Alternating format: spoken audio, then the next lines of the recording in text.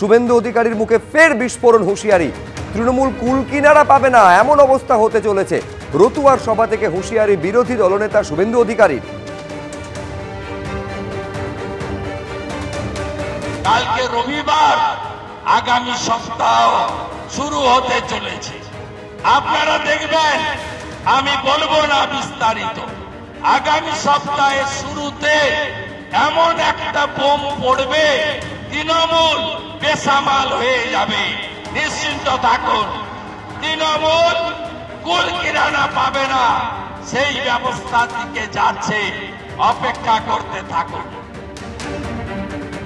শুভেন্দু অধিকারী যখন বিস্ফোরণ নিয়ে একেবারে তীব্র আক্রমণ শানিয়েছেন তৃণমূলকে, তখন মমতা বন্দ্যোপাধ্যায় বলছেন যে ইডি, সিবিআই, এনআইএ একেবারে ভাই ভাই, এরা সব ভাই ভাই সঙ্গে পরিণত হয়েছে। অর্থাৎ এজেন্সি নিয়ে তীব্র আক্রমণ করেছেন মমতা বন্দ্যোপাধ্যায়। কি বলেছেন?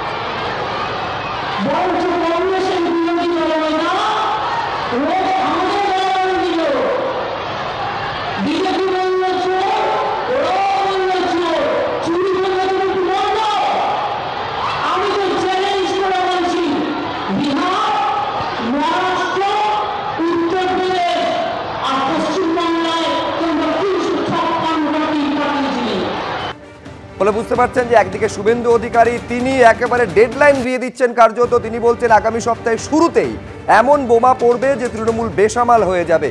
শুভেন্দু অধিকারীর মুখে ফের বিস্ফোরণ হুঁশিয়ারি শোনা যাচ্ছে। তিনি বলছেন যে তৃণমূল কুল কিনারা পাবে না এমন অবস্থা তাদের হতে চলেছে।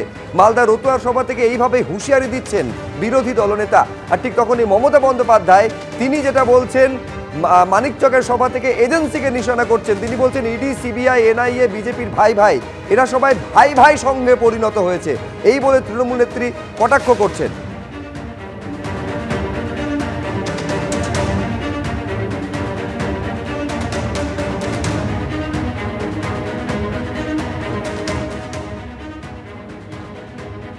আমরা কথা বলবো, এই মুহূর্তে আমাদের সঙ্গে টেলিফোনে রয়েছেন দমদমে সিপিএম প্রার্থী সুজন চক্রবর্তী। সুজন, আপনি শুনলেন একদিকে মমতা বন্দ্যোপাধ্যায় এজেন্সি নিয়ে যেভাবে আক্রমণ শানান যে ইডি, সিবিআই, এনআইএ সব ভাই ভাই, শুভেন্দু অধিকারী বলছেন আগামী সপ্তাহের শুরুতেই বোমা বিস্ফোরণ হবে, তখন তৃণমূল বেসামাল হয়ে পড়বে। মমতা ব্যানার্জি কি বলছেন আর শুভেন্দু অধিকারী কি বলছেন, দুজনের তো একই গোত্রের। মমতা ব্যানার্জির সঙ্গে শুভেন্দু এখন বিজেপি হয়েছে, ফলে এখন ঠিক উল্টো কথাটা বলছে। আমার কাছে কথাটা একেবারে স্পষ্ট। কাকুর গলার শট ধরা পড়ে গেছে। মানে কাকুর গলার শট ধরা পড়লে পিসি এবার ভাইপোকে কি করে ঠকাবেন তার জন্য দিল্লিতে যোগাযোগ করতে শুরু করে দিয়েছেন। ধরা পড়ে গেছে তো,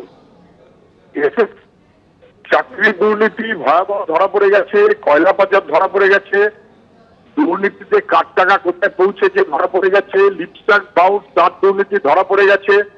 বিজেপি নেতারা এতদিন ধরে তৃণমূলকে টেকিয়ে রেখেছে, বাঁচিয়ে রেখেছে, কিন্তু কতদিন পারবে? কোর্টের নির্দেশে এই তদন্ত হচ্ছে, সেই তদন্তে তো ধরা পড়ে যাচ্ছে। কাকুর কণ্ঠস্বর 6 মাস ধরে বন্ধ রেখেছিল, এখন তো ধরা পড়ে গেছে। কার কাছে কার টাকা গেছে, কে কোথায় কাকে দিয়েছে, অ্যাকশন হবে না? কবে হবে? তার ব্যবস্থা হতে হবে। ভাই ভাই বলে লাভ নেই।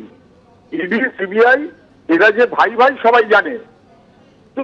সিআইডি এবং রাজ্য পুলিশের তদন্তকারী তারাও কি একই রকম ভাবে সব ধামাচাপা দিতে চায়?